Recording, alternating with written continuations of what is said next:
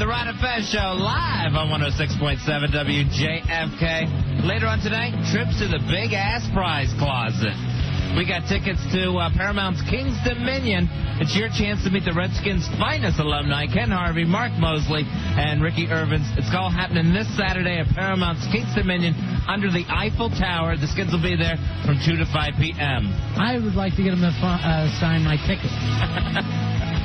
It's an all-day pass. Could you just put MVP on it, Mark? Thank you. Appreciate it. So that's coming up later on. Because I was looking at Billy Staples, and he's got a young lady sitting next to him. And I didn't know today was Bring Your Daughter to Work Day. So this is great. Oh, nice. He just gave me that. You get out of here, you. Why, you Iata? You know I'm sweet on her. I did that, and he was ready to punch me. I go, what is this, Bring Your Daughter to Work Day? I get just darts out of him. That's so funny, and he's all dressed up. He's got his big orange shirt of failure on. He's all ready to go. I've noticed this, when there's a young lady in the control room, everyone tries to put on their best, I guess. Mikey D has, for some reason, decided to roll up the sleeves and showcase the biceps. Oh, nice. Very odd. I saw him with that little striped shirt and his sleeves up, and I thought South Pacific was touring again. He's one of the roustabouts from Carnival. Oh. And even Harry shaved today. Yeah, Harry shaved. Harry's got a shirt on to cover up that really sweaty one that he came wearing in. All right, we said we'd talk about affirmative action. Man, I miss Kevin. I wanted to get Kevin back on the line. It's twice he dropped off. 866-277-4969. We'll open up the phone lines. Here's Jamie. Jamie, you're on Ron and Fez. Hey, Jamie, go ahead. Yeah, I just want to say this whole affirmative action thing has kind of lost its direction. It seems like the whole idea was to help out minorities that have had it really tough, and now we're just helping out any minorities. And I have a feeling that the guys applying to, Harvard Law School haven't had it that tough, and they've kind of overcome their troubles, and maybe we should help out the ones with that have had some tougher backgrounds. So I don't understand where you're going here. There's no more ghettos in the country? There's no more... No, there obviously are, but I just have a feeling that the guys applying for, law school or whatever. Yeah, it's your point that if a black man is going to Harvard Law School, he's doing all right for himself anyway. Right. Why don't we help out some other black guys instead of, worrying about, one or two guys and getting into law school somewhere? Who cares? Well, here's one of the reasons that you want to do that is because then those people will go back into that community, help out other people, and we'll start to lift an entire community. We'll pay it forward. But I just think you could start the process somewhere earlier down the line, like, in kindergarten, help these kids get, used to other cultures a little earlier. Cause absolutely. I don't know. Yeah, absolutely. Here's Mark. Mark, you're on Ron and Fez. Hey, Mark. How you guys doing? Hey, buddy. Go ahead, bro. Hey, man, I've got to just say this. I think affirmative action, when it started out, was probably a great idea, but get over it already. If you're discriminating for someone or some concept, then you're automatically discriminating against another. So instead of going it based on what color you are, I'm purple, I deserve it more than you. All right. They're doing the admissions. Okay, let me point this out to you, Mark. Stuff out of there. Mark, let me point this out to you. Fez and I have lived in New York City for the last several years, right? Almost the entire police force, the biggest police force in the country, is and has always been Irish guys, as well as the fire department. Yep. And you know why that is? Go ahead. It's because they get their friends in there. And family in it. It's almost impossible to crack that code. It's almost impossible to get in for anybody else. So what you do then is instead of knocking down an entire institution based on a few rotten apples. Who said there was any rotten apples? No, Mark, no one ever said it was any rotten apples or there's anything wrong with attempting to get people or your family into different places. It's almost natural. What we're trying to say is you want to level the playing field a little bit. So when you're talking about, okay, whether or not I get into Harvard Law, if you want to make it fair, which is what, it's the buzzword that all these people use. Go ahead. We're trying to make it fair. We're trying to level the playing field. There's another way to accomplish the same thing. What is it, Mark? Strip out all the names. Strip out all the for lack of a better word, racial identifiers. All right, let the things go forward on their merit. But what is the merit, Mark? Grades? That's the only merit we have for judging people? I'm getting into a school. So should my color matter? But what is the only thing that matters? Grades? What if you went to an easier school than somebody else? What if suddenly you have a 4.0 because you were being taken care of at that one school? There's a lot of different things that happen. Thank you very much for calling us, Mark. Here's Kevin. I wanted to get his call up there. How you doing, Kevin? You're on Ron and Fez. Hey, Kev. Hey, buddy. Go ahead, buddy. Oh, yeah. Hey, I'm fantabulous. I just wanted to say I'm Major Quit, United States Navy active duty, and search and rescue swimmer. And I can say firsthand, diversity is an incredible thing. It's working right now, and I've experienced it firsthand, and it's going to continue to get better. It's just what we need to stop is, it's that on both aspects as far as stereotypes.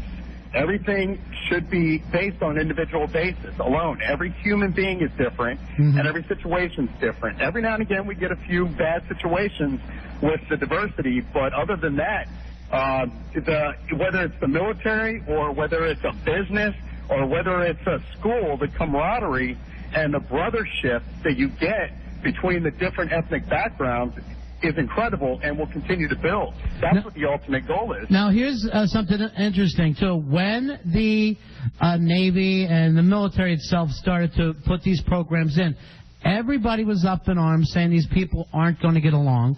And it's probably at the forefront of everything that's happening right now in the country is the military. It's the example of what works. I can list off dozens of individuals who are Hispanic, who are black, who are my brothers in the Navy, who would take a bullet for me in a heartbeat if they had to. You know what? I don't have one guy that would take a bullet for me. I'm the search and rescue. I would take a bullet for you. I'm a big, bald white guy, too. Just to throw that one out there. All right, thank you very much, Kevin. Here is Eric. Eric, you're on Ron and Fez. Eric. Hey, Ron. Hey, buddy, what do you got for us? Well, I just wanted to say, I approve of them upholding most of affirmative action, the parts that they compromised on. Well, I guess you got to compromise on something. You got to break a few eggshells to make a good omelet. But, for the folks who say, oh, gee, we've had 30 years of affirmative action, get over it already. Well, it's funny they didn't say that about, slavery after 30 years. They took them 400 years to get over it, or right. to get it done, and it took a civil war to finish that. So, obviously there's got to be a force to level the playing field. Another civil war? Well, hopefully I'm always ready. Again, I know my brother Corky is. Yeah, but he's the first one I'm shooting. Mid-pay or something. It's interesting. When you look at something one way, you get one aspect of it. But when you look at it from different views, you triangulate. You get a better picture of something, And that's what diversity is all about. Thank you very much, my friend. Thanks, fellas. All right, see you. 866-277-4969. 866-277-4969. Here is Vic. Vic, you're on Ron and Fez. Ron and Fez, what's happening, guys? Hey, buddy. Hello, Vic. I'm probably one of the only brothers who listen to you religiously. Really quick. I went to Howard University, and a couple of my friends didn't get into Howard University, predominantly a black school, because there were some white guys who went to medical school there, and they are very successful doctors right now, and they got in because of affirmative action. So it swings both ways. One. Right. Two, another point you made earlier is about... I've always wanted a quarterback at Grambling. Remember there was that movie, White Tiger or something? Right. Then you said about how some guys get into school because of who they know. Yeah. Same thing happened at Howard. The Rashad sisters have a nephew who went there. Name was Al. He probably spelled his name A-L-L. That's how dumb he was. But he got in because of them. Absolutely. And one final thing. Yeah. Affirmative action may get you in school, but it won't keep you in school. You still got to pass those classes. And Clarence Thomas, the biggest opponent of affirmative action, benefited from affirmative action. I'm going to let you guys talk. Thanks a lot. Yeah, Clarence Thomas is one of those perfect people who says, I'm in, shut the door behind me. I kicked down the door. Help me nail it back up. It's like everybody was coke and finally gets in that one bathroom. They're like, okay, now we got to keep everybody else out of here. Here's Joe. Joe, you're on Run of Fez. Hey, Joe. Hey, fellas, how you doing? What's going on? Hey, listen, my question is that, you know, we all live here in Washington, D.C., and we're getting this affirmative action stuff every day. Why in God's name are you guys covering this? I mean, we look to you guys for entertainment. I mean, I got Liddy, I got the Post, I got O'Reilly talking about this. All right. Where are the dick jokes? All right, here's what you need to do. Why don't you play the accordion and me and Monkey Boy Fez will dance for you, okay? Well, hey, it's better than what I'm getting right now. All right. Well, you hold on, and I'll have a dick joke for you in about 45 minutes, all right? It'll just be for you, Joe. I'd be grateful. Thank you. You know what? Maybe I even got a quicker one. Joe's a dick. How's that? You enjoying yourself now? I think the dick joke just called the show. Yeah, I'm sure he's tired of Liddy talking about affirmative action. I'm sure that, you know, maybe occasionally we'd like to talk about something other than crotches. Just every once in a while. It's just a chance to learn something. I didn't know what any of this was. It's on the front page of the paper. But yet me and Fez are supposed to go, don't look at the front page of the paper. I just farted. Maybe we'd like to move on every once in a while. Put down the front page of the paper so I can wet. Here's Mikey. Mikey, you're on Run of Fez. Hey, I wanted to talk about that guy who called earlier talking about Harvard and how if anybody's applying there, he implied that they must be rich or something. Yeah. I mean, I think he was way off. I mean, someone may want to apply to Harvard because they feel that they're smart enough and they can get there, but, you know, they don't have the means otherwise. I mean, maybe gets into financial aid, too. I don't know. Yeah, well, yeah, there's all different kinds of reasons. Yeah. We're not saying that. They're all not Christopher Nowinski. But in all honesty, if you're connected, you're better off in this country. True. And most of the people that are connected are white guys. I've been a white guy my whole life. I've been a complete F-up, and every door has been open for me. I've never been turned down for a loan. I've always got the gig. Being a white guy in this country is like being on the Yankees. It's for you. Yeah, I mean, it's real nice to say each person should be judged on their own merits, but it just doesn't work that way. This isn't, you know, Neverland. It doesn't work that way in the world. No, we take care of our own. We always have. People are going to watch out for themselves. All right, here's an example. One of Harry Elvis's scams. This guy who doesn't live on campus can apply for dorm money that he's not going to use to stay in a dorm. Right. So now that's somebody else who isn't going to get dorm money from the government. Right. Sure. That's part of his gimmick. You can't blame him for that. Or just look at our business. Here's Wonder Boy. You and I are picking up the phones for us. He's using us as his connections because he's trying to get on the air somewhere. Yeah. That's what happens. And, you know, fortunately in that case, it all balances out because, you know, once they hear his tapes. Right. He can get the favor. But yeah, what we're hoping is that somebody will just take our word and not listen to those tapes. And I actually even say, he doesn't have a tape. He never made one. He doesn't know how to do that. Yeah. He's too busy. And shy or something or other. Here's Bo. Bo, you're on Run of Fez. Hey, Bo. Yeah, sticking to the financial situation and what's been in the paper as far as affirmative action is concerned in the universities, and that's what's been in the news lately. Mm-hmm. Don't you think at the university level it would be smarter to have affirmative action based on income instead of color? That's only one thing that would go into it. Yeah, I would agree that income should be part of it. Take color out of the incorporation. What about this, Bo? What if you said, okay, what are you going to do with this education once we give it to you? To me, that would be a big base. Well, if I have a kid go, all I've ever really wanted was a $100,000 car, I'd be less apt to get behind him than somebody that was going to go back and help in the community. When I worked on the car lot when I was a kid, the old man who owned the lot, he called me in his office. He knew I wanted to go to school. And he started talking to me about how much school costs and everything. And, you know, and he started hinting around that he might be willing to pay for that. And I thought, well, that was cool. I was an on-the-ball kid. And then, but what came back was, you know, if I got that degree, I had to come back and work on the car lot. Right. And go in the business office or whatever. Yeah. You know, and you blame him for that, though? I mean, I know. What did he do? Just wave goodbye to him? I mean, that's the deal. That would have been the deal if I accepted it, and I would have been expected to do that, and I would have fulfilled my responsibilities. But I knew I didn't want to do that. You would have been like that doctor that went to Alaska in that TV show. Northern Exposure. Here's Joe. Joe, you're on Ron and Fez. Hey, Joe. Fellas. Yeah. I got a couple questions. Ron, I'd like to ask you and Fez too. How many African American guys that have graduated from an Ivy League school have you seen return back to their community and move it back into the house that they lived in? I mean, it's like that movie Fridays, where that guy that's next to Ice Cube. Yeah. I mean, how many guys do you actually think are moving back into that neighborhood? All right, Joe, but what if just right back, they're moving with you, Ron. Well, what's wrong with that, Joe? What is wrong with that person moving up their stature, getting a better house, so kids that came from that community go, hey, there's one way to make it other than just playing sports or having a record deal. What is wrong with that? You're saying that person still serves as an example. But how does he serve as an example when he's living in Potomac instead of down in Southeast? Because he shows that there is a way of getting out of that type of environment. All right, you've got. And I don't know what he's going to do with his money.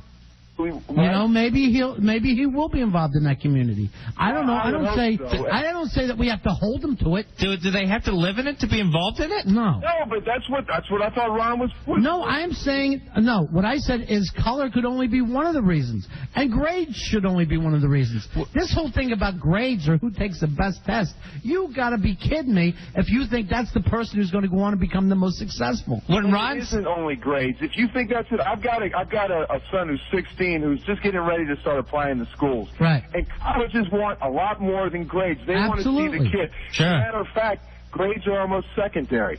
Right. Grades become almost a secondary thing. They want to see a kid that's overall has a lot of different interests, gives to the community, does a lot of different things other than get A's and gets high SAT scores. Absolutely. I mean, it's just not.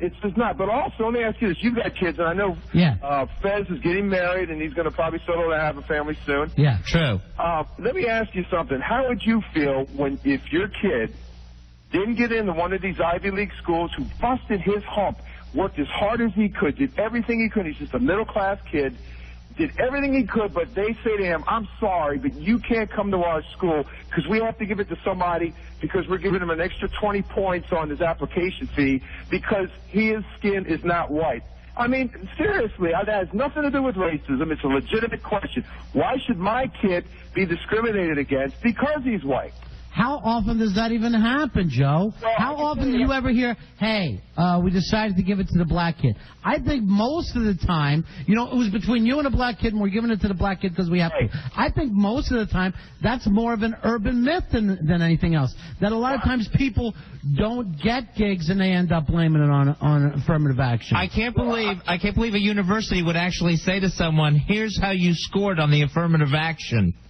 Well, you bring up a good point about in terms of how these kids are prepared. I mean, if you're in an inner city ghetto type school, it's obvious you're not getting the same quality education as you are, at a Potomac, Maryland school. Right, or a private school that somebody is paid for, and then maybe their parents can pay for tutors and get them ready for the SATs. There's some schools that only teach a curriculum on how to take these tests and how to prepare to get into these schools. Right, yeah. That's a reality, too. But it just kills me because I'm in the situation where I got a 16-year-old white boy who's got to be applying to schools, and I told him you're going to have to be that much smarter, that much on the ball if you're going to get into any of these schools. It's going to be that much more competitive. And I can tell you in the real world, like in public service jobs, I had to interview both white candidates and minority candidates, and I got to tell you, in Montgomery County, which is right over across from D.C., right. you had to justify, you had to write down and document any reason why you didn't hire a minority, including African American. I mean, you had to have it down there. You had to give them every extra benefit of the doubt, which is good. I understand it.